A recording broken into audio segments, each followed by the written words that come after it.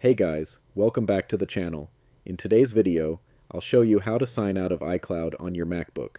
Whether you're switching accounts, selling your Mac, or just troubleshooting, this process is quick and easy. Let's get started. First, click on the Apple logo in the top left corner of your screen. From the drop-down menu, select System Settings. Once System Settings opens, at the very top of the sidebar, click on your name. This is your Apple ID section. Now scroll all the way down. At the bottom, you'll see the Sign Out button. Click on it. Next, your Mac will ask if you want to keep a copy of your iCloud data on this Mac, like contacts, calendars, or Safari data. If you're planning to continue using this Mac, you can leave these options checked.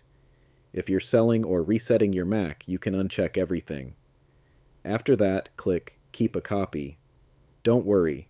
This step ensures your data is saved locally on your Mac, so you won't lose anything after signing out.